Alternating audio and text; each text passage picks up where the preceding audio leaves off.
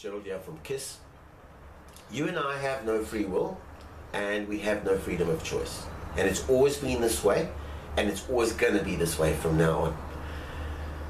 A while ago, well, in fact a year ago, I bought this book called Philosophy 101, and I'm going to be doing some videos on it.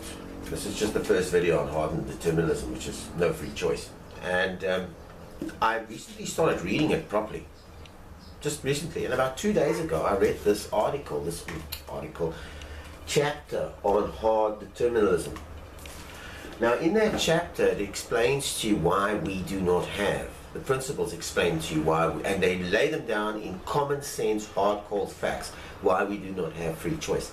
Now, this goes this way. I mean, I can't believe it. I mean, maybe I'm just a new person on the block here, but I always believed, right from the beginning of time, that I was choosing things. I made a choice. I chose to do this. I used to think back in my past and think I made that decision. If I had done something different, things would have turned out differently. Wrong. Wrong, wrong, wrong. I did some investigation on this because I thought it makes sense, but you know, they must have something that's going to, you know, refute this. Even though he had 3 arguments in there, which I'm going to go through as well, that aren't sound against it. And I decided to do my own investigation. So I read a couple of articles. I watched some videos on YouTube. And the funny thing is that I couldn't believe it. That actually people were validating the fact that there's no free will. There's 2 articles I'm going to put in the bottom of my post, which you can go. The one guy's Leo from Actualize.org, and the other one is Sam Harris, and he talks about, you know, no free will, and he'll explain it properly to you why we don't have free will. All right, now let's get back to the implications of this. This means no regrets. You can't have any regrets, because if you can't go back into 10 years ago and wish that maybe if I'd made this decision, things would have turned out differently. It's not going to happen. It would never happen. You would always choose what you actually chose. See, that just takes regrets away.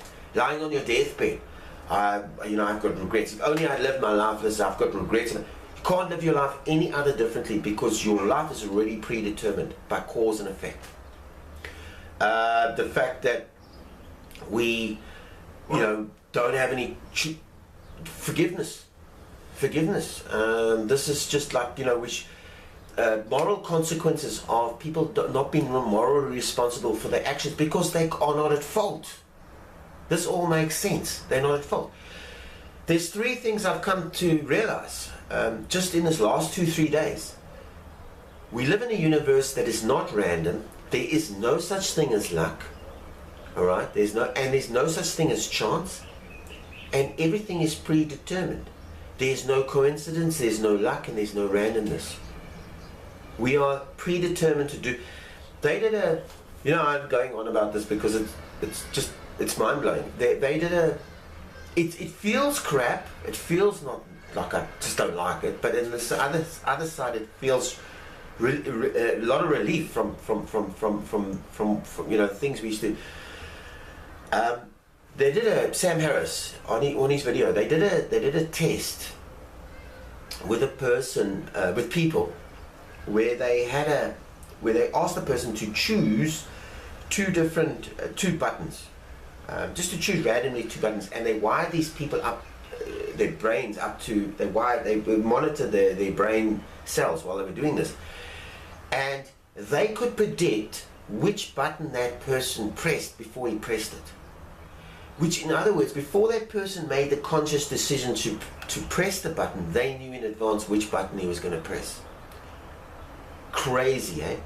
Another thing as well, your thoughts.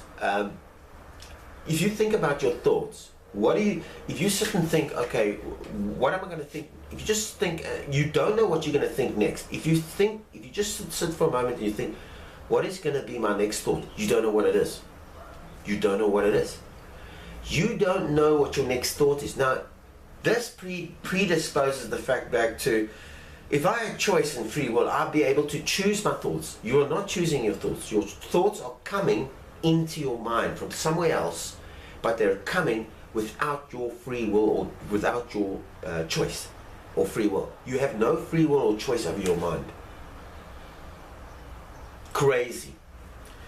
All right, I'm just going to go briefly through hardened determinism so that you can understand why it is a valid law and why it is proof and the truth that we do not have free will.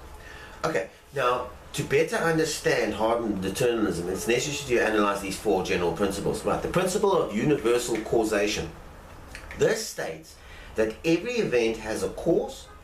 In other words, if X causes Y is true, then X and Y are events. X precedes Y, and if X happens, Y has to happen. The free will thesis is just what we think, we believe. This states that sometimes people act freely. The principle of avoidability and freedom. If a person acts freely, then he could have done something other than what he in fact did.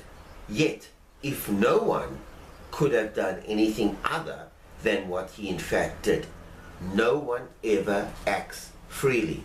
There's a crunch. This asserts that if every event has a cause, then no one could have done anything other than what he in fact did. Therefore, if sometimes a person could have done something other than what he in fact did, some events are uncaused, which we know is not true. If you could have done anything other than what you in fact did, then some of your past was not caused. Some of those events that caused you was not caused. Everything has a cause and an effect. There are three arguments against this. The argument of choice, which basically says that if we sometimes do what we choose to do, then sometimes we are acting freely. Okay, but the problem with this argument of choice, and he explains it in this book here, is that nowhere does it deny that causes exist. And because of that, it's a valid argument, but it's unsound. The fact that you choose to do something is a caused event. The fact that you don't choose to do something is another caused event. And he goes through this. People do make what appear to be choices about various aspects of our lives. But it does not follow that they are acting freely. A choice is a caused event. Therefore, a person's choice to act in some way is not itself the sole or first cause of an action. It is rather the last event in a set of conditions that causes that action. You are not choosing freely. The argument of drive resistance. Basically, this just says we resist our passions. We resist to be adulterous. We resist to murder somebody. We resist. He goes through. Sorry, that's just. We resist. We resist driving. We resist our passions. We resist doing stuff. So that now the premises behind this is that resistance is also a choice. Resistance is also a choice.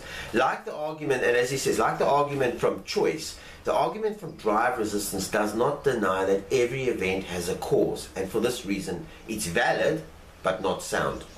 The strongest objection to is that though people are able to resist their passions, it does not follow that they are acting freely. For example, a person may resist the desire to commit a murder. However, just as committing murder has a cause, so does not committing a murder. The person may resist the desire to murder because of another desire, such as not wanting to be punished for actions pitting his fate of his victims, etc. The third argument, the argument for moral responsibility, and I think this was the biggest argument they had against the free will, against hardened determinism, argument of moral responsibility. What this states is, this is basically like the fact that I'm not at fault. I murder somebody, but I cannot be held at fault because it wasn't my fault, because I couldn't have chosen any other way. So we can't hold people accountable for that. That's really what it is. If sometimes we are morally responsible for our actions, then sometimes we are acting freely. And this law says that if we are morally responsible for our actions, we sometimes act freely. The argument defines moral responsibility in this way. X is morally responsible for action A. If X deserves praise or blame for doing A. Okay, it's a simple observation. It appeals to our common sense. If a person commits a murder, he should be blamed and punished, and if he saves a life, he should be praised for that. Okay. If people deserve praise or blame for an action, it's only rational that they must have freely chosen to act in the way they did. This is the argument behind it. For if they had not acted freely, they would not be praised or blamed. Okay, now he explains why it's not valid. The argument from moral responsibility, like the two arguments before it, is valid yet unsound. It presupposes that to deserve praise or blame for an action, a person must be the only cause of that action. Can't be. In other words, a person does not deserve praise if he's forced into a kind of kindness, and does not deserve blame if he's forced into an act of cruelty. Okay. However, because this argument accepts that events are caused, right? It accepts it.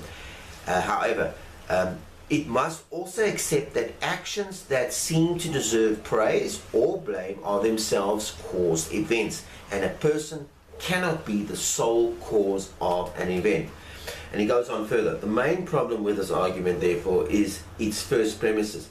Though there are circumstances under which it may seem logical to praise or blame a person, it actually is not the case that a person is ever actually responsible for his actions.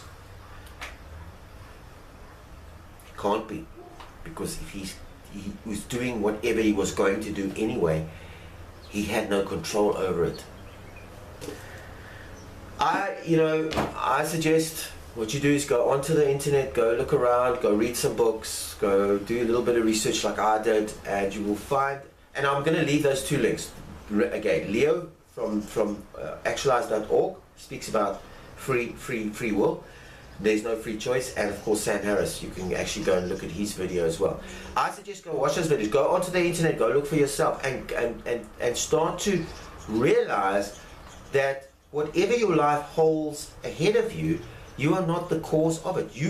Your life, you will do things that are already planned, that are planned ahead to do. You cannot change that. You cannot go back and decide, you wouldn't have. You would have done the exact same thing. Great. If you have some comments or suggestions, please leave them. I'd be very interested in having a debate over this. I really for me, this is a closed deal. This is just, made it. This hardened determinism is valid and true. Please look forward to my other videos I'm going to be doing on this book, Philosophy 101. Until next time, Sean Fitzgerald, good day from me.